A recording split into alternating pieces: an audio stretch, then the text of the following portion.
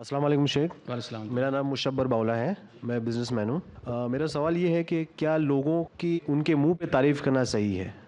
بھائی نے سوال کیا کیا لوگوں کی اس کے منہ پر تعریف کرنا صحیح ہے کیا؟ تو یہاں تعریف کی دو شکلیں ہوگی۔ اگر ہم تعریف کرتے ہیں اور اس سے یہ لگتا ہے کہ یہ تکبر میں مبتلا ہو جائے گا، غرور میں مبتلا ہو جائے گا، تو ایسی تعریف نہ کی جائے۔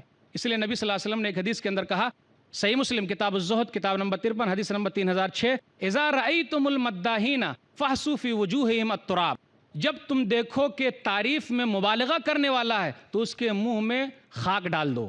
لیکن اگر تعریف کرنے سے یہ ہے کہ اس کی حوصلہ افزائی کی جائے، جیسا کہ نبی صلی اللہ علیہ وسلم نے کہا بخاری کی حدیث ابو بکر صدیق سے، کہ ایک حدیث کے اندر آیا کہ نبی صلی اللہ علیہ وسلم نے ایک مرتبہ پوچھا کہ آج کس نے جنازے میں شرکت کی؟ تو ابو بکر صدیق نے کہا میں۔ پھر اسی طرح صدقہ و خیرات کس نے کیا؟ تو ابو بکر صدیق رضی اللہ تعالیٰ عنہ نے کہا میں۔ گویا کہ نبی نے کئی اور سوالات کیے تو کہا میں۔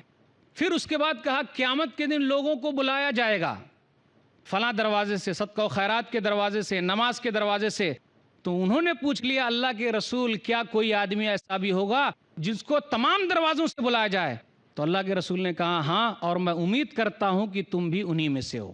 تو تعریف اگر یہ ہو کہ لوگ تکبر میں آ جائیں گے، غرور میں آ جائیں گے، گھمنڈ کرنے لگیں گے، تو ایسی تعریف نہ کی جائے، لیکن حوصلہ افزائی کے لیے تعریف کر سکتے ہیں۔ واللہ اعلم۔